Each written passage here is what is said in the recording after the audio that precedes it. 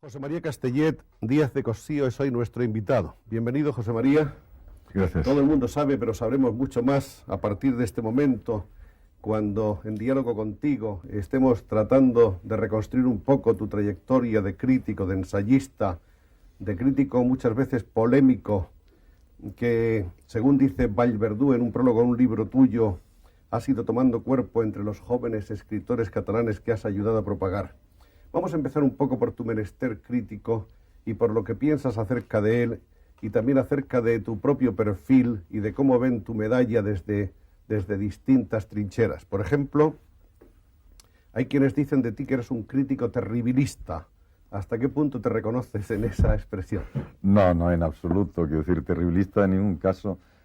Bueno, yo empecé más o menos como lo que se llama un crítico inconformista, en unos pequeños ensayos recogidos en el primer libro publicado, y aquella fama se me ha ido quedando, y luego pues ha seguido y se han seguido mezclando otras cosas, porque del terribilismo crítico pasamos al dogmatismo, del dogmatismo pasamos al liberalismo, al hombre que admite todos los presupuestos ideológicos, etcétera, etcétera, ¿no? Es decir, yo creo que es una figura externa cambiante que no refleja exactamente lo que yo he intentado, ¿no? Lorenzo Gómez te presentó hace unos años, por ejemplo, como el crítico más caracterizado por su inconformismo. Y me parece que tú matizabas que eso era tanto como decir que no eras un inconformista, aunque lo fueras más que los otros. Sí, la palabra inconformista viene precisamente de este primer libro, como te decía, y bueno, en aquellos años, pues ser inconformista yo creo que era lo normal. O sea que no, esto no podía calificar mi obra posterior. Por lo tanto, vamos a avanzar por este camino a ver qué pasa después del inconformismo inicial, ¿no? ¿Hoy hay inconformistas?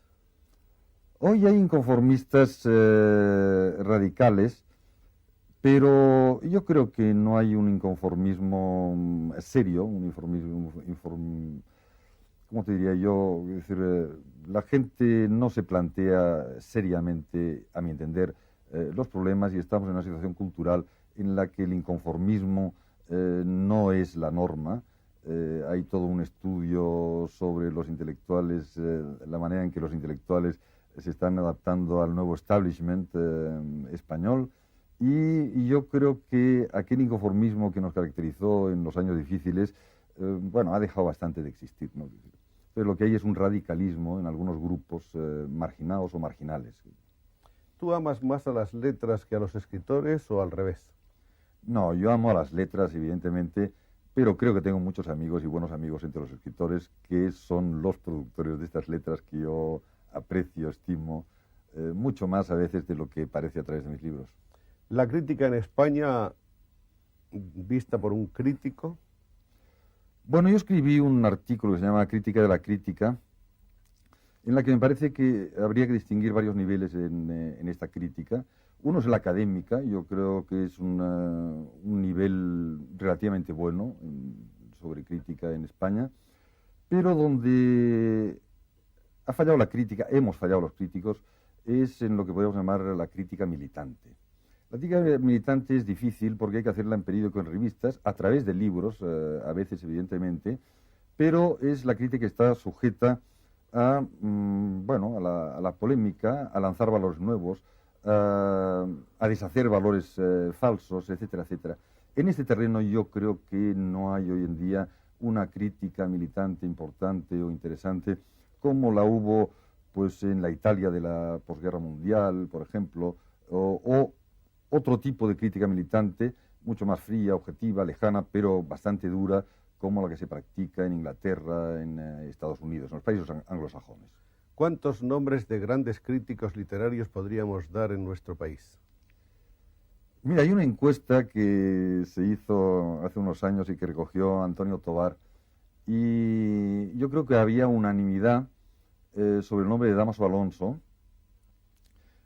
absoluta, y que recogía el mayor número de votos, pero, en fin, con todo elogio, formaba precisamente parte de la crítica académica, ¿no? Es decir, entonces ya veníamos los de la crítica militante así un poco en orden disperso y, bueno, pues grandes nombres. Yo creo que, con todo respeto para mis compañeros e incluyéndome a mí mismo, quiero decir, no hay grandes nombres. Es decir, aquel nombre que te obliga, cuando lees una crítica, un ensayo, te obliga a leer un autor aunque tú no tengas ganas, ¿no? Quiero decir, Y mirando hacia atrás en nuestro pasado más inmediato, bueno, en España ha habido, yo diría más que crítica literaria, ha habido muchos estudiosos de literatura, buenos estudiosos de literatura, y entonces surgen los grandes nombres o la gente que ha utilizado la literatura como pretexto para escribir artículos, libros, etcétera. Digo, aquí nos encontraríamos desde Benet Pelayo hasta Unamuno, pasando por críticos literarios que luego siguieron otro camino, como podía ser don Manuel Azaña, ¿no? Quiero decir, no, ha habido críticos literarios, pero menos en el sentido militante que en un sentido más de estudioso o más de ensayista que mira la obra literaria no como crítica, sino como manifestación cultural. ¿tú te crees más bien un crítico, un ensayista o, con un término un poco más amplio, un promotor de la cultura?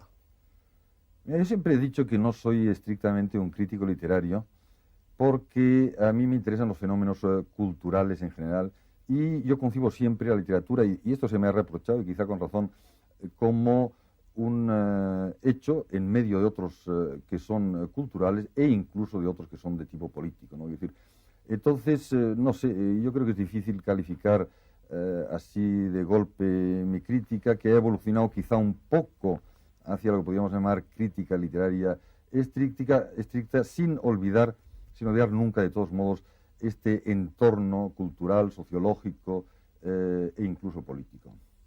A primera vista, una de las obsesiones, de las motivaciones o de los propósitos de Castellet parece ser la de estar al día, o por decirlo de otro modo, la de ir siempre un poco por delante de los demás. Bueno, no, yo lo de estar al día sí, porque en realidad me miro a mí mismo como persona y estoy interesado en lo que pasa en el mundo. Entonces, estoy interesado diariamente, quizá obsesivamente. Y es natural, me parece, que proyecte este interés inmediato sobre la literatura inmediata. La que se produce en España, la que se produce en Cataluña, la que se produce en los países más próximos, que decir, en Francia, en Italia, en Inglaterra o en los Estados Unidos, porque ya más allá no llego. En ese primer libro tuyo que tenemos ahí, Notas sobre literatura española contemporánea, publicado creo que es en el año 52, empezabas diciendo que si en algún tiempo escribir en España fue llorar, hoy sobra el llanto. ¿Ha cambiado la situación en estos 15 últimos años? Sí, ha cambiado. Eran momentos muy difíciles. Este fue, no sé por qué razón, es un libro clandestino, editado sin propósito de clandestinidad, por cuanto los artículos que contiene habían sido publicados en revistas, en revistas oficiales, en revistas de lo que entonces se llamaban oficiales, más o menos pues del SEU, del movimiento, revistas de este tipo. Y entonces reunimos en el pequeño grupo del AIE, hicimos una serie de ediciones y nos creímos que podíamos publicar aquello que había estado ya publicado y que no había tenido inconvenientes. Resultó que no sabíamos bastante de leyes, y el libro pues fue secuestrado, fue destruido. Yo no sé, quiero decir que quedan muy pocos ejemplares. A los estudiosos de las universidades extranjeras les ha interesado como síntoma, han tenido que hacer una edición especial en microfilmada que sirven a las universidades que lo quieren, y ahí está uno de los pocos ejemplares que se salvó de la quema. Es que en ese libro, entre otras cosas, naturalmente, tú venías un poco a rechazar todos los poetas y los escritores oficiales del momento. Decías ahí, por ejemplo, que casi todo lo que se publica desde el fin de la Guerra Civil parece hacerse bajo un concepto decimonónico de la literatura, condenas las obras de Manolo Pombo Angulo, de Carmen Laforet, de Suárez Carreño, de Sánchez Mazas, de Elena Quiroga, de Ignacio Agustí, de Sebastián Juan Arbó, de Gironella, de Calvo Sotelo, de Pemán, de Ruiz Iriarte, de un largo etcétera, concluyendo que hay solo dos obras que colman los requisitos que a ti te parecen indispensables de revelación y propuesta, y que esas obras son La colmena, de Camilo José Cela, y el drama de Antonio Bueno Vallejo, Historia de una escalera. ¿Te confirmas en aquel diagnóstico? No, aquí había, pues bueno, ¿cómo te diría yo? El entusiasmo del momento crítico por la aparición de libros nuevos, quiero decir que yo creo que en la literatura española hacían mucha falta, o obras como las de Bueno Vallejo, y yo salvaría de esta lista que entonces me cargaba algunos que me parece que son y han sido pues buenos escritores, sea cual sea su ideología. Pongo el caso, pues, Sánchez Mazas, por ejemplo, ¿no? Quiero decir, que realmente, pues, es un escritor y un escritor de verdad, pero que en aquella época lo miramos así un poco de lado por sus posturas políticas, ¿no? Es decir, entonces ahí la crítica no era absolutamente una crítica desnuda, literaria, puramente literaria, vamos. no, era una Influían crítica... otras cosas. Sí, era una crítica que yo llamaría... no dogmática en el sentido, pero era de rechazo de un mundo que se nos dio cuando estudiábamos en los años 40, de una literatura retórica, de la literatura imperial, y entonces nosotros buscábamos una ruptura, algo que trajera un aire nuevo, ¿no? Es decir, habría que añadir, evidentemente, obras anteriores de Camilo José Cela, como La familia de Pascual Duarte, pero a mí me pareció en aquel momento de joven crítico, que había que subrayar esto. De joven crítico iconoclasta. Iconoclasta, ¿no? Y entonces muchas veces es un poco injusto. ¿Aspirabas entonces a golpear, a sacudir un poco, a agitar las aguas quizá demasiado tranquilas del mundo o de la vida literaria de este país? Bueno, así se interpretó el libro y así fue condenado a la hoguera miserablemente, ¿no? Es que realmente decías de algunos libros que eran absolutamente ineficaces, tristemente inútiles, por ejemplo. Era muy duro, ¿no? Bueno, sí, pero son los entusiasmos de la juventud, ¿no? Otra afirmación dogmática que levantó ronchas entonces, y también en ese libro, fue la de que el escritor español no está preparado para escribir.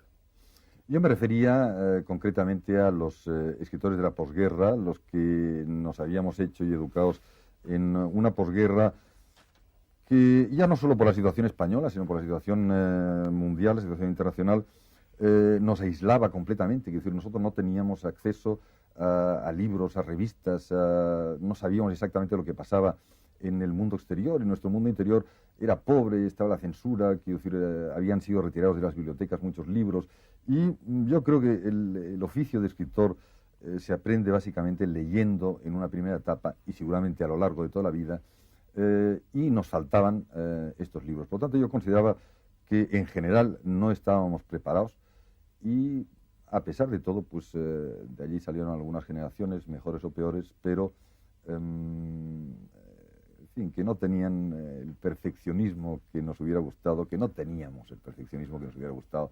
Y pues, me pongo siempre en primer lugar porque tampoco mi crítica era, digamos así, excelente o de primera categoría, ¿no? Y si ese escalpelo de entonces lo aplicáramos hoy, nos encontraríamos también con que nuestros escritores están poco preparados para escribir, con que sintácticamente están llenos de lagunas, con que su prosa es una prosa estereotipada, con que las obras están mal construidas y faltas de tensión y de nervio interno, como decías de aquellas. Bien, evidentemente las cosas han variado mucho. Yo creo que estamos en una situación en la que ya cada escritor puede, en líneas generales, puede tomar sus opciones a través de una investigación cultural propia, una formación, una autoformación. Que el nivel cultural español no sea alto, bueno, me parece todavía lógico.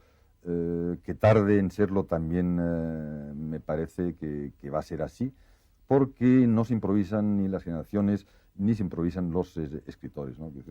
Entonces, el nivel yo creo que en líneas generales no es muy alto, es suficiente en algunos aspectos, pero por favor no podemos compararlo con la situación de 1950, que es cuando yo escribía estas notitas iconoclastas.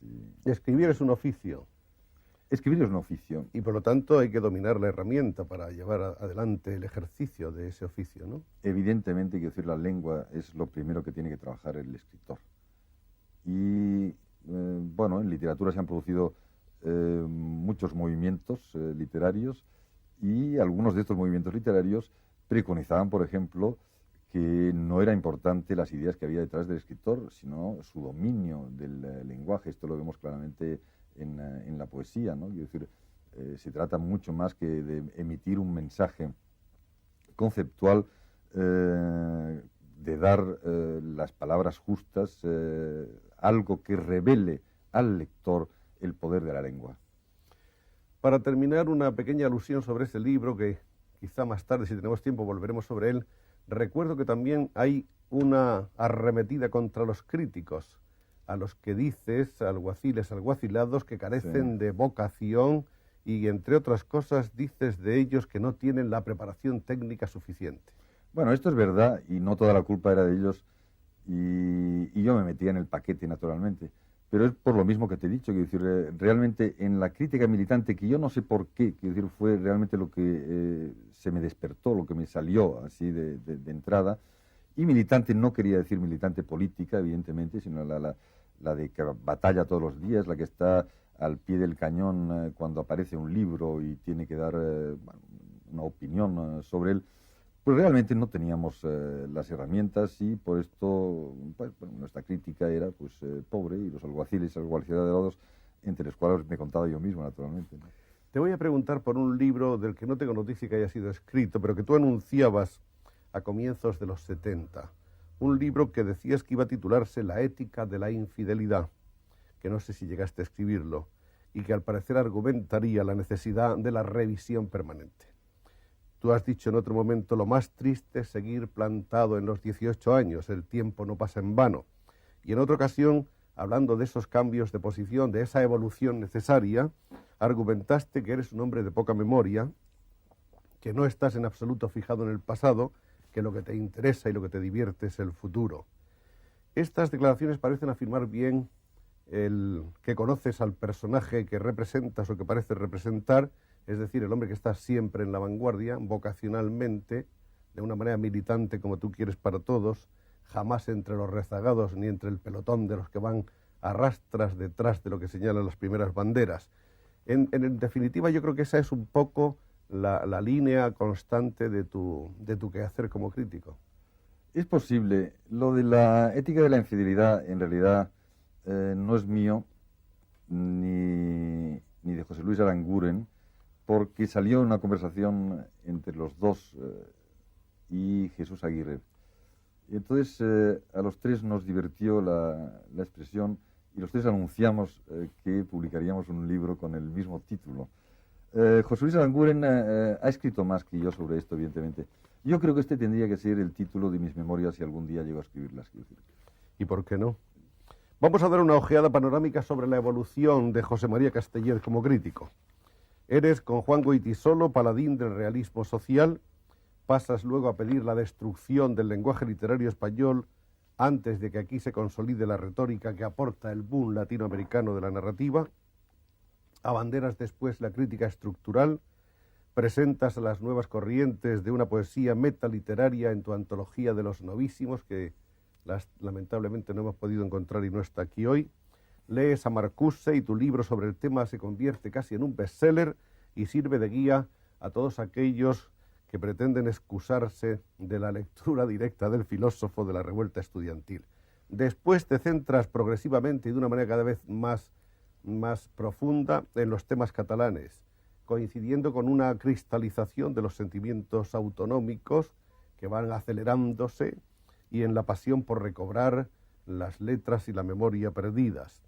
Todo eso da pie a algunos críticos del crítico que tú eres para calificarte también de oportunista, de hombre que es oportuno o es oportunista, que coincide y sincroniza con las oportunidades o que las detecta y trata de adaptar el paso.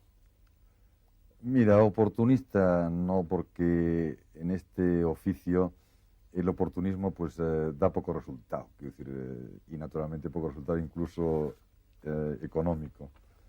Pero, no sé, quiero decir, sí he ido evolucionando constantemente, quiero decir, es evidente que he ido saltando obstáculos, que me he negado a mí mismo en algunos momentos, que he sentido la tentación de renegar de algunos libros, que de algunos libros he renegado, estoy aquí viendo algunos... Por ejemplo, este que en catalán se llama Poesía, Realismo e Historia, y que nunca, a pesar de que me lo han pedido muchas veces, he querido que se traduzca al castellano, porque era al final de una etapa, la etapa del realismo social. En realidad, a mí la expresión no me ha gustado nunca y yo he intentado un realismo histórico, que hay un pequeño matiz si se quiere.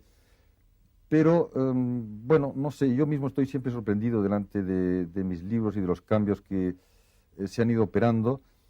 Yo me he dejado llevar un poco por, yo creo, pero no demasiado voluntariamente, quiero decir, por las cosas que se iban produciendo, me he adaptado a ellas. He intentado ser un poco el notario de lo que iba pasando en el mundo literario español, catalán, latinoamericano a veces, y pues en algunos libros como cuando se habla de literatura, ideología y política, de lo que pasaba, lo que estaba pasando en el extranjero, ¿no? Quiero decir, claro, decir la palabra notario es terrorífico, ¿no? Quiero decir, pero bueno, he ido dando noticia periodística, si tú quieres, intentando ahondar en algunos autores, sin una gran ambición y sobre todo sin lo que me da la impresión de que algunas personas ven en mí, que es este oportunismo, estar siempre, como decía no sé quién, cogiendo el último taxi generacional, ¿no? y sin embargo está claro que eso debía ser lógicamente la posición mejor para un crítico, es decir, la de no encastillarse en unos supuestos y vivir toda su vida ahí metido entre esas cuatro paredes, ¿no? Lo lógico es asomarse al exterior, ver qué es lo que pasa por el mundo, ser capaces de sentir la juventud necesaria como para irse renovando de una manera continua. Bueno, esta es una parte de la crítica, lo que yo llamo, y hemos hablado, la crítica militante, ¿no? Es decir, y lo otro, es decir, a mí me parece muy bien, gente que ha estado pues 10, 20 o 30 años estudiando un texto clásico y acaba por dar una versión y una interpretación de él formidable, pero es la otra vertiente, la de la crítica académica.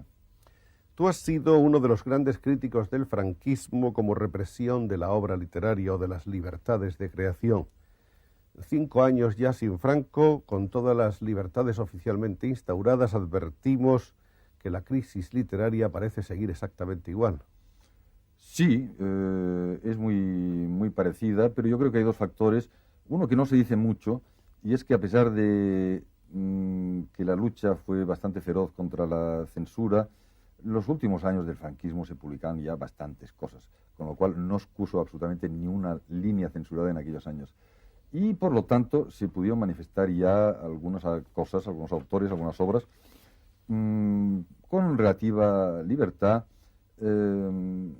Podía penetrar la literatura extranjera, los libros de pensamiento, que para mí van siempre muy unidos a la literatura, y por lo tanto la muerte de Franco no representa una interrupción, sino significa una nueva apertura. Yo diría que esta vez, en líneas generales, y bueno, y sin olvidar que siempre hay problemas de libertad de expresión, pero que en líneas generales está, yo creo, madurando en el ánimo, en el espíritu de la gente, y un escritor no se improvisa, una obra no se improvisa tampoco, quiero decir, ha habido grandes escritores de grandes obras, quiero decir, que en vez de hacer esta especie de libro anual que muchos escriben para presentar a concursos literarios, pues tardan 10 o 15 años en escribir, y por lo tanto no soy ni optimista ni pesimista en el sentido de que vaya a salir una gran literatura española, catalana, en fin, de las otras nacionalidades, pero yo creo que lentamente el nivel medio se está remontando y se va a remontar. Otro caso distinto es el de las individualidades más o menos geniales, que estas han salido bajo el franquismo y hubieran podido salir, en fin, bajo cualquier otro régimen, o incluso si no hubieran podido publicarse, pues o se publicaban en el extranjero o se guardaban y se publicaban después, ¿no? De modo que hoy la novela y la poesía, ¿tú crees que están viviendo un momento, en cierto modo, de transición? Sí, como todos. de readaptación, Como todos. como todos. Vamos, antes de seguir adelante, a pedirte en un juego que solemos practicar a menudo en este programa, de pedirte, dándote unos nombres de gentes que tú has leído, estudiado, criticado, etcétera, pedirte un breve juicio, una frase. Por ejemplo, se trata de escritores, por ejemplo, Vittorini. Bueno, Vittorini para mí es un maestro. Vittorini es el introductor de la idea de la literatura en una sociedad industrial y era un hombre de la resistencia italiana, un hombre libre, que fue muy dogmático en esto. Quiero decir, allí nos impuso una serie de ideas que, bueno, algunas de ellas eran muy válidas y recogimos. Pero para mí personalmente ha sido un maestro y un amigo, ¿no? Por seguir con con los italianos, ¿qué dirías de Feltrinelli? Feltrinelli yo creo que fue un editor audaz, un hombre que nunca supo muy bien lo que hacer de su vida, que yo creo que quedó muy impresionado por la Revolución Cubana y evidentemente fue uno de los iniciadores de esta especie de terrorismo que luego desdichadamente se ha ido expandiendo por Italia. Era un hombre simpático, un hombre vivo, un hombre generoso con sus autores, por lo menos a mí me publicó un libro y esto siempre se agradece, y claro, de sus vivencias últimas yo no sé decir porque en un momento determinado desapareció y no le vimos más hasta saber su muerte. Marcuse. Marcuse es otro maestro, yo creo que injustamente tratado después de mayo del 68, porque lo que podríamos llamar la crítica marxista ortodoxa arremetió contra él sin darse cuenta que, o quizá porque se daba cuenta, de que en realidad lo que había en Marcuse era, si no queremos llamarlo filosofía, era verdaderamente un pensamiento de la liberación. Y por eso también escribí libritos sobre Marcuse. Josep Pla. Bueno, Josep Pla, ¿qué puedo contarte, Josep Pla, que no sepas tú, que tanto le has visto, le conoces, etcétera? Josep Pla es un gran escritor, es el mejor prosista catalán del siglo XX. Dionisio Ridruejo alargaba la cosa diciendo que era probablemente el mejor prosista español, en fin, dentro del área peninsular, del Estado. Y, bueno, es un hombre, y ha sido siempre un hombre arbitrario, pero yo no puedo juzgarle por sus actitudes. Quiero decir, a mí lo que me interesa es su obra, y su obra son 25.000 páginas de una de las mejores prosas, más vivas, el retrato de la Cataluña contemporánea, ¿no? Es decir, una admiración sin límites, ¿no? Juan Goytisolo. Juan Goytisolo es un compañero de luchas, por decirlo así, y yo no sé enjuiciar muy bien a los que son tan amigos. Yo creo que Juan Goytisolo tiene dos etapas muy claras.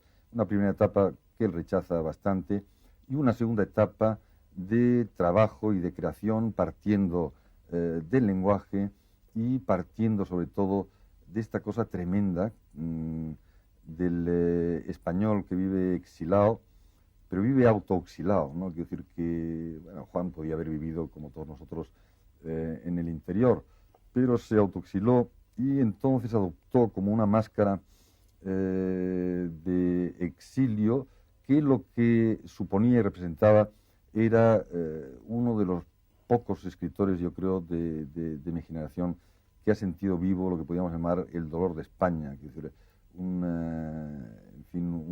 anti-98ista que, sin embargo, pues retomaba tantos y tantos temas sobre España, ¿no? Cela.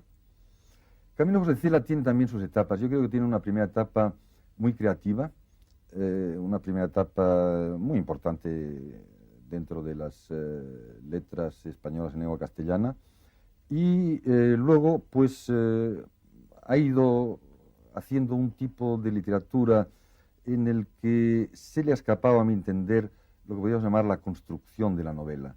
En cierto modo, Cela ha dejado de ser un novelista, ha pasado a ser un estilista, a veces un estilista que se plagia a sí mismo, pero, bueno, es innegable que es uno de los escritores españoles más interesantes de la posguerra. García Márquez.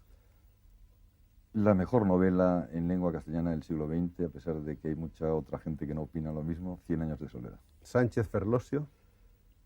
Bueno, una de las mejores novelas de la literatura española, que es El Jarama, no tanto por la novela en sí mismo, sino por la cantidad de caminos que abre, por el tratamiento del lenguaje, por el rigor de sus planteamientos en general, ¿no? Quiero decir, gran novela El Jarama. Vargas Llosa. Vargas Llosa, otro escritor en apuros, una salida fulgurante, unas novelas, me parecen muy sólidas las primeras, y luego un momento de indecisión en el cual yo creo que se encuentra, ¿no? Quiero decir, Cortázar. Cortázar, bueno, un gran cuentista, no importa que sus novelas no estén tan bien construidas como los cuentos, un gran personaje humano, es decir, una persona muy considerable. Espriu. Bueno, Espriu, yo he estado metido en el laberinto, ya sabes que él habla siempre de Ariadna y el laberinto grotesco. Yo he estado metido 3 o 4 años en el laberinto de Espriu, ¿no? Espriu para mí es el gran poeta nacional catalán de los años difíciles y bueno, pues yo me metí en él como una aventura de investigación policíaca porque había que entender la parte ininteligible de Espriu. Es decir, Espriu tiene dos partes, la cívica, la civil, la patriótica y otra misteriosa que es su propio mundo interior. Entonces yo creo que solo he conseguido a medias entrar en este otro segundo mundo, pero bueno, él parece que aprecia esta pequeña parte de penetración que yo he podido hacer. Borges. Gran escritor, por encima también como Pla de toda actitud política, de toda actitud, bueno, arbitraria, no sé, es decir, la gente dice muchas cosas, pero la gente de la calle también las dice, es decir, a veces los escritores pues también decimos cosas raras, ¿no? Es decir, un gran escritor. Hay un personaje que en muchas cosas se parece a ti, y no es la barba la más importante, yo diría que también su preocupación cultural, esa cosa de promoción, de animación, de divulgación que ha hecho de la cultura. En cierto modo formáis en algunas ocasiones un tándem, hablo de Carlos Barral, por supuesto. Claro.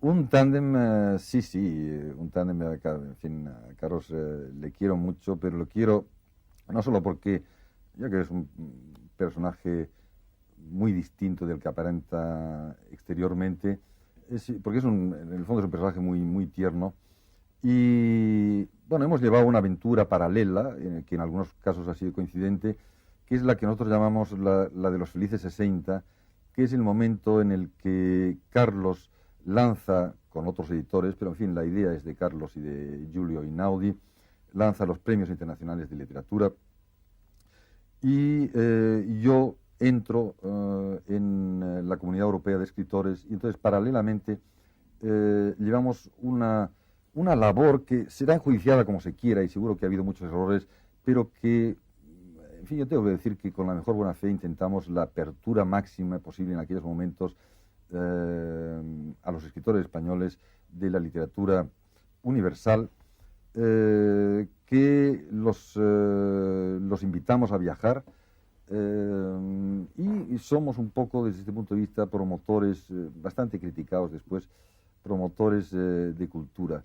A mí me preocupaba mucho siempre que, especialmente los escritores catalanes, pudieran tener aquello que les faltaba en unos momentos difíciles, que era una cierta proyección exterior, y allí pues uno y otro hicimos lo que pudimos. ¿De Ridruejo qué te gusta más, su ejemplo humano o su poesía? No, la poesía de Ridruejo es una poesía competente, cosa que no se puede decir de todo el mundo, y su aventura humana, que yo conocí bien en los últimos años de su vida, pues me parece muy importante.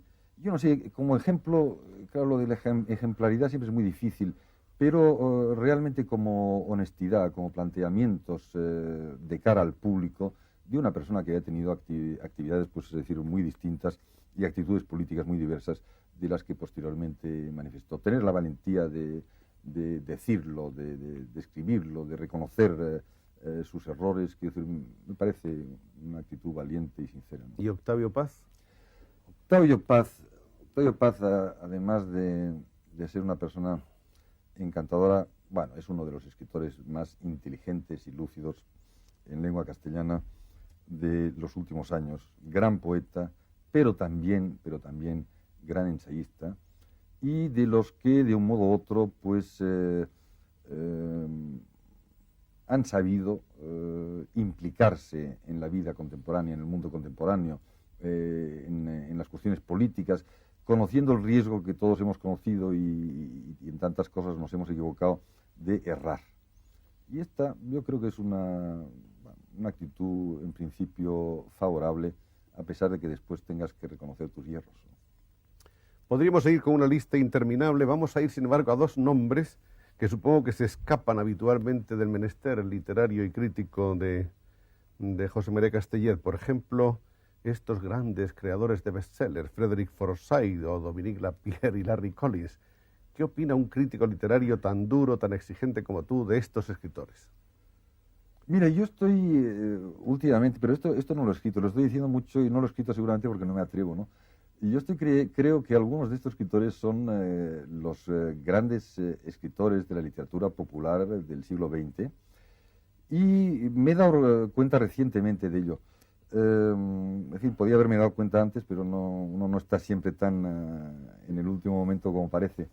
Yo creo, después de haber leído una entrevista que publicó Nouvel Observateur a Forsyth, me di cuenta de que es un escritor que, bueno, que trabaja muy seriamente, que sus fuentes de documentación y de información son muy importantes. Entonces, evidentemente, hay una cuestión imaginativa, una trama, ¿no? Es decir, pero que si no tuviera este sustrato, quiero decir, que es más de información técnica que de lecturas, sus obras no tendrían la solidez que tienen.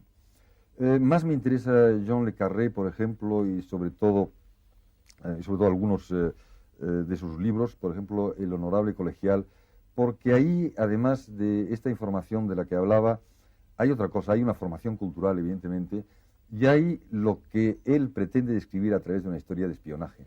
Concretamente, en el caso del Honorable Colegial, pero también en sus otros libros, es la decadencia del Imperio Británico, la decadencia de la propia Inglaterra, ¿no? Y esta es una segunda lectura que yo creo que él ofrece al lector, digamos, inteligente, que no puede decir, entonces, quiero decir que sus libros son simplemente novelitas de espionaje, ¿no? Hay otra cosa detrás.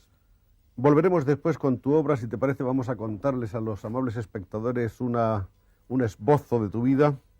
Tú naces en Barcelona el 15 de diciembre del año 26, en Gracia, en una familia pequeño burguesa, como tú has relatado en algunas ocasiones.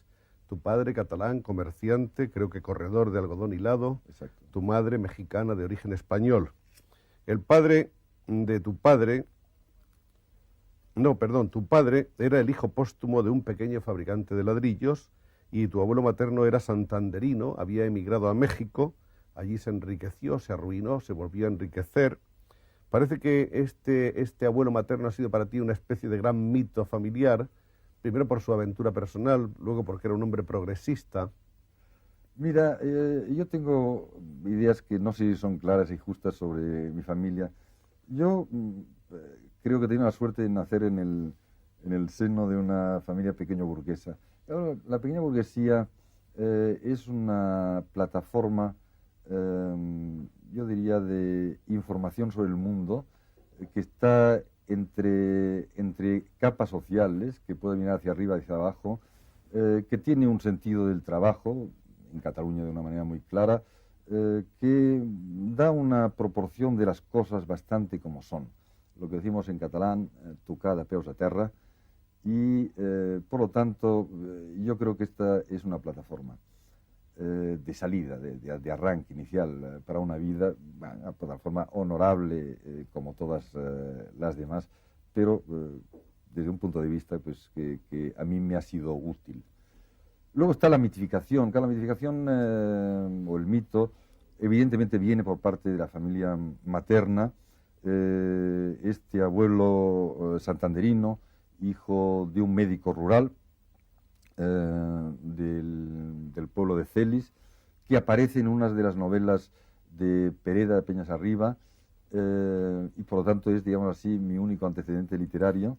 Este hombre, mi abuelo, se marcha a América, a hacer las Américas, y realmente allí pues lleva esta vida de aventurero, que no puede quitarse ya nunca más de encima y que le lleva a estos sucesivos triunfos, estas derrotas, que pueden ser pues el ganar una fortuna considerable y arruinarse después, que es un comerciante de café, que es un comerciante de yute, que hace las primeras ventas que se hacen a la Unión Soviética, por lo tanto viaja a la Unión Soviética en los años 20. Hombre que me manda a mí cuando yo soy muy joven, y él es un enamorado de México, me manda a mí los primeros libros que me introducen en la literatura latinoamericana. No sé, la verdad es que yo le he visto poco, pero en el fondo de este mito hay bastante afecto e incluso comprensión por sus posibles errores que los debió tener en vida, ¿no? De tus primeros años se sabe que fuiste a varias escuelas, hacia los 5 a una escuela catalana, de los 5 a los 9 a una academia francesa, lo que parece que fue ya determinante porque te dirigió hacia esa cultura que para ti resultaría la cultura básica, la cultura francesa. Se habla de tus veranos en Viladrau, donde conoces a personas que son o serán gente en la cultura catalana, por ejemplo, Durán y Sempere, los Goytisolo y otros más. Sí, sí, efectivamente. ¿Tienes algún recuerdo especial de esos Mira, años? el recuerdo primero de la escuela catalana, que para mí surge muy posteriormente cuando yo me incorporo a la literatura catalana, pero tú sabes que había un sistema pedagógico en Cataluña que se estableció durante la República, de los más avanzados de Europa en aquellos momentos, ¿no? Es decir, yo alcanzo, rozo un poco aquello, pero me marca de un modo u otro, ¿no? Es decir, aprendo mis primeras letras en catalán, es mi padre quien me enseña a leer y a escribir en catalán, y de esta escuela tengo el recuerdo primero que recupero pues 30 o 35 años después.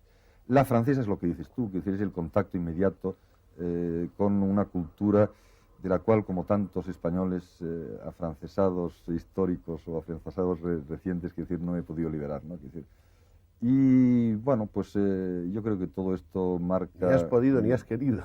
No, ni he querido, es decir, en absoluto, ¿no? El 18 de julio del 36 te sorprende precisamente veraneando en Viladrau. En Viladrau, sí. Creo que fueron días terribles, ¿no?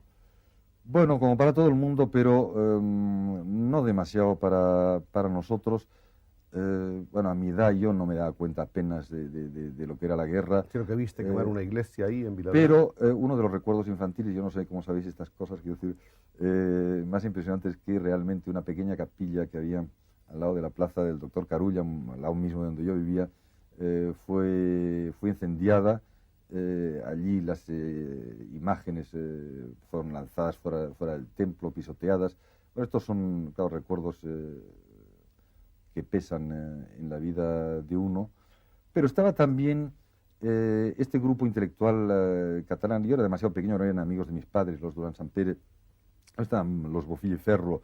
Es decir, Viladrau es la tradición de los Bofill, y entre ellos pues del gran poeta Bofill i Matas, Guerau de Liost, su seudónimo, ¿no? Quiero decir, y un cierto peso también de lo que había sido la cultura catalana en unos momentos brillantes. Es decir, bueno, como recuerdo, como señal, como signo, no queda en mi memoria. ¿Seguiste siendo fiel a Viladrau de alguna manera? No, porque a la vuelta de la guerra, si bien estuvimos un par de veranos allí, luego ya mi familia, por razones que yo ignoro y que no recuerdo ya, fue a veranear. Pues, en aquella época los veraneos eran una cosa muy importante. Fueron a veranear a otros sitios de Cataluña, y Viladrau ha quedado para mí como algo importante en el recuerdo. La montaña de amatistas de Guerau de Liost, ¿no? el Montseny. Y entonces, últimamente sí, he hecho algunas visitas, he recorrido caminos que había recorrido, me he dado cuenta de lo distinto que es un paisaje visto de niño, visto de mayor. Yo recuerdo aquí que iba a buscar agua fresca de una fuente cristalina, y iba cargado con el botijo, y me parecía que tenía que ascender por una subida interminable. Y luego resulta que eran 50 metros que ahora se pasea uno tranquilamente, ¿no? Es decir, yo entonces tenía pues 7 o 8 años, ¿no? Es decir, en el otoño de ese mismo año 36 regresáis a Barcelona, te encuentras, entre otros acontecimientos que según me dicen tú recuerdas, ten en cuenta que todo esto sale de no se sabe de No muchas, se sabe dónde, no se sabe dónde. de muchas fuentes, Sí, sí. pero parece que coincides con la exposición pública de las momias de las Salesas. Sí, el mismo día El mismo día que tú regresas, de mi ¿no? llegada, ¿no? Es decir, doble impacto después de la iglesia, desconcierto absoluto, desconcierto familiar ya, desconcierto de los padres de los amigos éramos demasiado pequeños, ¿no? Es decir, allí realmente estaba pasando algo importante y por lo tanto es, digamos así, mi primer encuentro un poco ya terrorífico con la guerra. Después, más tarde, esto ya no sé si lo tenéis en vuestros archivos o en estas fichas secretas que Dios sabe de dónde proceden. El entierro de Durruti. El entierro de Durruti, eso lo sabéis todo. No, pero todo no, hay miles de cosas que no. Y luego vas a Inglaterra, tu familia decide irse a Inglaterra. Sí, nosotros tenemos familia inglesa, la familia inglesa nos reclama muy generosamente porque meterse en casa a una familia de refugiados que no éramos más que esto nosotros, ¿no? Y yo diría que allí empiezan realmente mis recuerdos. Cuando alguna vez he empezado a pensar en esta ética de la infidelidad como memorias, yo creo que no las empezaría en mi etapa infantil, sino que las empezaría en Londres, con el sentimiento de llegar a un mundo extraño, de no saber, de no conocer el idioma, bueno, esta sensación de extrañamiento que a mí me da un poco vergüenza quizá confesarla públicamente, pero que ha presidido muchos hechos y muchos actos de mi vida. Aquí estoy con mi hermano disfrazados de escolares ingleses, pero desgraciadamente todo esto duró muy poco y tuvimos que volver a España y entonces pasamos, habiendo salido del sector republicano, pasamos al llamado sector nacional. San Sebastián. San Sebastián y Bilbao. Yo soy uno de los 40.000 catalanes de San Sebastián, etcétera, etcétera, pequeño, desorientado, con un problema inconcebible, y por eso yo creo que hablo tan mal, y es que resulta que el castellano es mi cuarta lengua. Cosa inverosímil, pero claro, yo había ido a escuela catalana, a escuela francesa, paso unos meses en escuela inglesa y empiezo a ir a una lengua castellana en San Sebastián. Bueno, yo creo que se me ha quedado siempre este tartamudeo, que es esta manera de expresarme así un poco confusa, de mezcla de lenguas, y además yo creo que no domino ninguna de ellas, pero en fin, a veces escribiendo uno precisa mejor las cosas, ¿no? Cuando acaba la guerra vuelves a Barcelona, estudias el bachillerato, creo que en el Instituto Válame, si no todo, unos cursos. Los últimos cursos. Fuiste Pelayo, de los Flechas y Pelayos de la Falange de Fue Pelayo en San entonces. Sebastián. Ah, en San Sebastián. Fue Pelayo en San Sebastián y teníamos, teníamos un fusil de madera y hacíamos la instrucción. Teníamos 10, 11 años. En fin, y tengo un carné de Pelayo. Coincidiendo con el final de la Segunda Guerra Mundial, ingresas en la universidad y haces la licenciatura de Derecho. Una experiencia que parece que tú has confesado insatisfactoria y que te obligó a estudiar un poco buscando la satisfacción que no hallaste en el Derecho, te llevó a estudiar Filosofía y Letras. Exactamente, porque realmente el Derecho no logró interesarme ni me ha interesado nunca. Entonces, empezaba la carrera de Derecho, empecé la de Filosofía y Letras y luego tuve, aquí estará en el archivo secreto, y luego tuve la enfermedad que tan importante fue para mi formación y para la meditación, que, en fin, me puse tuberculoso, lo cual era muy normal en aquella época, y yo le pedí a mis padres que me llevaran a un sanatorio porque realmente necesitaba huir, es decir, necesitaba huir incluso de mi propia enfermedad, hundiéndome en ella, ¿no? Y ahí viene, yo creo, uno de los años más felices, no sé, es injusto decirlo por los amigos y compañeros que allí murieron, pero de lectura incesante, de replanteamiento de muchas cosas, y de este momento, de este año y pico de sanatorio, yo creo que surge lo que he sido posteriormente, ¿no? Quiero decir, hay un descubrimiento o una ratificación de tus inclinaciones, de tu vocación. Sí, por un lado, quiero decir, fundamentado, digamos así, en esta lectura incesante, Y luego con las otras cosas, con las vivencias existenciales, quiero decir, la presencia desdichadamente constante de la muerte en aquellos años, quiero decir, bueno, murieron 35 compañeros míos de sanatorio durante el tiempo, entre la gente que conocí. Y vino esta sensación de extrañamiento que yo empezaría con mi llegada a la Victoria Station en Londres y después con este año de sanatorio. Entonces, resulta que, a diferencia de lo que cree mucha gente, que soy un tipo muy extravertido y, bueno, muy comunicativo y todas estas cosas, en realidad no lo soy tanto, quiero decir. Y estas sensaciones de extrañamiento yo las he tenido muchas veces. Yo creo que proceden de estas rupturas bruscas con la realidad cotidiana, ¿no? En ese sanatorio, el de Puig de Olona, o de Olena, Pues de Olena. habían estado también Tapies y Camilo José Cela, entre otros. Y parece que a los dos les pareció como a ti, que vieron ahí un poco los caminos y las claves de su vocación. Bueno, yo lo de Cela no lo sabía. Sí. O sea que son tus archivos. Lo de Tapies sí lo hemos hablado y lo explica él muy bien en sus memorias, ¿no? Quiero decir, en realidad Tapies tuvo un par de años antes que yo. Y el shock, el trauma, la introspección sobre uno mismo, yo creo que él le influyó también muy notablemente.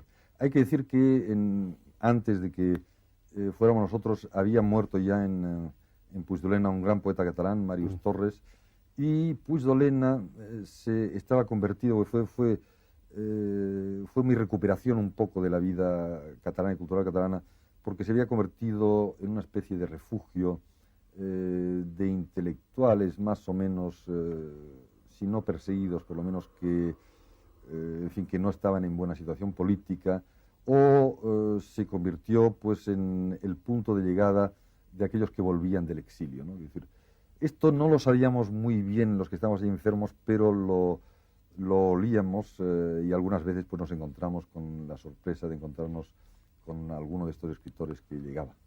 Sales del sanatorio y acabas la carrera, empiezas a trabajar, me parece que en un negocio de tu padre, otro, una manufactura de corbatas. Exactamente. Que en cierto modo se continúa en la tradición familiar, ¿no? Continúa mi hermano. Con tu hermano Eduardo. Trabajas en la oficina por las mañanas hasta que decides poner una imprenta, creo, con unos amigos, que fue una aventura muy, muy interesante y muy curiosa, ¿no? Esta fue una aventura absolutamente fracasada, porque yo en esta cosa de negocios no he dado nunca uno en el clavo.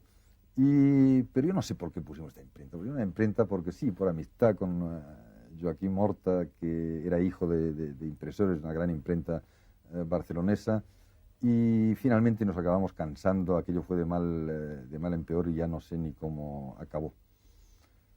Tú ibas a ser después un gran viajero, pero la cosa empieza en el 53 con una beca que te concede el Ministerio o la Delegación Nacional de Educación, dependiente del Ministerio Ruiz Jiménez, que estaba destinada a escritores jóvenes. Creo que Arrabal consiguió otra beca de esa época. Bueno, algunos escritores jóvenes, jovencísimos. Ignacio Aldecoa, yo creo, Alfonso Sastre, no recuerdo todos, es decir, conseguimos esta beca que para nosotros fue realmente la salida. El descubrimiento de Europa. El descubrimiento de Europa, ¿no? Es decir, yo la utilizo para estar en París y en Londres. Y en París estoy con Juan Goytisolo, que ya había empezado este autoexilio, esta automarginación. Y en Londres, pues recupero, digamos así, recuerdos de mi estancia. Y bueno, me doy cuenta de que la cultura, la política, en fin, todas estas cosas no tienen nada que ver con lo que pasa en España. Y desde aquel momento yo no puedo ya separarme de los viajes, del lo que podríamos llamar el extranjero en cuanto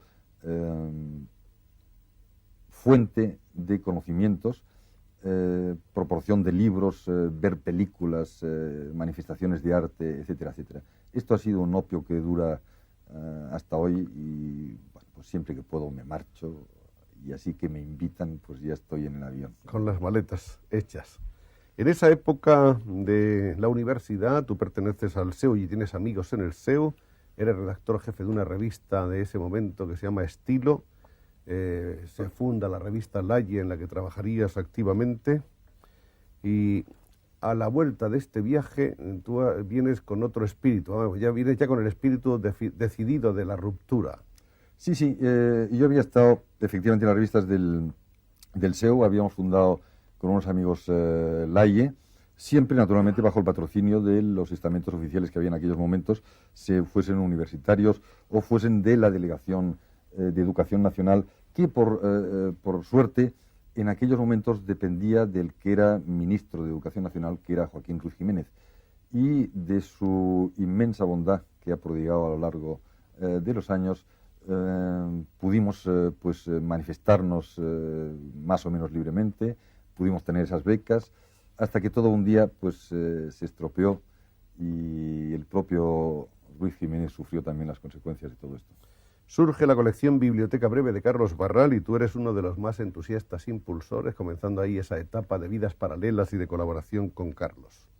Colaboras también en revistas españolas y extranjeras, comienzas tus contactos con las organizaciones de escritores, empiezas a tener asesorías literarias en varias editoriales, tus actividades como jurado van haciéndose frecuentes, primero en Biblioteca Breve, luego en el Premio Formentor, luego en el Prix Internacional de Literatura, en el Josep Isart de ensayo, también creo que tienes algo que ver con la fundación del concurso de las Lletres d'Or de Cataluña, de la literatura catalana, ¿no? Bueno, vamos a volver a la obra porque ya tenemos poquísimo tiempo. Digamos que podríamos dividirla en tres parcelas distintas, aunque más o menos están muy intercomunicadas. Una de ellas es el ensayo, a veces articulado en libro, otras simplemente en artículos que van formando un corpus temático. Luego está la de antologías, que es muy importante, donde los criterios para la valoración y selección de los textos han dado paso a una propuesta ya interpretativa y teórica. Y la tercera sería la del estudio analítico de la obra de un autor, en la que se inscriben, por ejemplo, el Josep Pla o la Raó narrativa, o el mismo de iniciación a la poesía de Salvador Espriu. En cada una de ellas tu trabajo se caracteriza, dicen las gentes, por sorprender con aseveraciones poco comunes, por mantener puntos de vista singulares, a veces hasta contrapuestos, porque en ocasiones te sirves de varias metodologías a un tiempo, por ratificar tu condición de hombre apasionado por la literatura y por tu aportación especialmente en los estudios de autores, de reflexiones inteligentes y de precisiones tan sutiles como agudas de la obra examinada. Muchas gracias. Se te ha recordado que tus teorías, sin embargo, a veces no son propiamente tuyas, por ejemplo, en el famoso libro La hora del lector, donde exponen los argumentos de la crítica francesa partidaria del Nouveau Roman, también en tu famoso artículo Tiempo de destrucción para la literatura española, donde se dice que las tesis que tú explayas ya habían sido vertidas por el difunto Luis Martín Santos, cosa que, sin embargo, tú haces también constar. Y me honro. También, por ejemplo, se te ha recordado que tú utilizas el método de Goldman sobre Pascal al estudiar a Espriu, pero creo que también lo señalas en tu propio libro, de modo Siempre, que todo siempre, eso nunca he ocultado que hay gentes que te señalan, fuentes, has sido tú el primero en señalarlo. Y la obra de North of Fry, naturalmente, muy importante para mí, para este libro mismo de Espriu también. Hay aquí un libro que nos falta, que es el de los 9 novísimos, y es una pena. Tenemos la traducción italiana, pero realmente no. Me gustaría que tú dijeras un poco qué ha significado, sobre todo ya que no hemos hablado de eso, tu trabajo como antólogo para ti. Mira, para mí el conocimiento y el aprendizaje de la poesía, y entonces he pensado que si me había dedicado a ello, pues bien podía trasladarlo en libro. Entonces, mis antologías son sobre poetas en lengua castellana y sobre poetas catalanes. Y, bueno, han resultado antologías polémicas, toda antología lo es, toda antología es un poco arbitraria. Quizá lo han resultado más porque llevaban prólogos en los que se tomaba partido por una forma determinada de escribir, en los que se trazaba un programa. Yo diría que casi siempre me he equivocado. Esta es la verdad. En el momento de trazar programas, quiero decir, yo creo que ha sido un desastre. Vamos a pasar revista a unas cuantas fotos que tenemos aquí. Esta es una foto muy significativa. Es muy chiquitita, yo creo que la podremos ver bien, gracias a nuestros amigos. Esta foto la saqué en Lourmarin. Están Aranguren, Cela, Laín, José Luis Cano, Eduardo Pons Prades y Julián Marías. Y fue lo que podríamos llamar mi debut y mi penetración en lo que después se convirtió en la Comunidad Europea de Escritores, ¿no? Quiero decir, allí fuimos amablemente invitados por Pierre Emmanuel, que ha ejercido un gran papel de promotor de la cultura española y catalana, siendo el occitano en el extranjero. Ahí no estás tú porque fuiste el fotógrafo, me parece. Ahí no estoy, sí, sí. Bueno, esto es en Túnez, el jurado catalano-español, y no sé si hay algún latinoamericano, Gabriel Ferrater, veo Salvador Clotas, Carlos Barral, en Túnez, donde dimos uno de los premios internacionales de literatura. Bueno, uno de los primeros contactos con el mundo africano. Aquí estoy entre dos maestros, aunque uno de ellos es solamente un poco mayor que yo. Estoy entre Roger Caillois y Ítalo Calvino. Y no sé qué debo estar diciendo, pero debo estar haciendo alguna propaganda de algún libro sobre literatura o proponiendo algún candidato. Tú has dicho alguna vez que los años verdaderamente bellos para ti han sido los 60, que los has bautizado como tus felices 60, ¿no? Sí. Bueno, felices en el sentido en que tengo esta proyección, digamos, internacional, pero todo esto se corta bastante a raíz del 69 con el estado de excepción, donde entramos en un momento difícil, donde nuestras posiciones políticas de un grupo de intelectuales, yo estoy ya incorporado entonces plenamente a la literatura catalana, desembocan en el encierro de la abadía de Montserrat como protesta por los procesos de Burgos y, claro, entre el 59 y el 69 son estos 10 años en los que el viaje al extranjero suponía no solo la huida de un mundo determinado, sino el enriquecimiento y la posibilidad de mantener, yo diría que más o menos libre el espíritu. ¿Esta otra foto? Esta es con Elio Vittorini y, bueno, pues debíamos estar hablando de eso de la literatura industrial, pero en fin, Vittorini fue un gran amigo, un gran maestro. Aquí estamos con Damaso Alonso, Salvador Espriu, Joan Fuster y yo mismo, y era con motivo, era en el País Valenciano, con motivo de los premios Ausias Marc. Hay un Salvador Espriu jovencísimo y además fumando. Fumando, cosa absolutamente insólita. Y este es un momento en el que hay realmente reunidas muchas gentes valiosas del boom, ¿no? Bueno, yo creo que digamos, si el boom de un modo u otro arranca, la concepción del boom políticamente de la Revolución Cubana, luego esto tiene que forjarse de un modo u otro y una parte importante pasa por Carlos Barral, que está allí al fondo, al lado de Mario Vargas Llosa. Y aquí estamos, pues, Gabriel García Márquez, Vargas Llosa, Julio Cortázar, y en compañía de los jóvenes Félix de Azúa, Salvador Clotas y de mi muy querido amigo madrileño por los cuatro costados, Juan García Hortelano.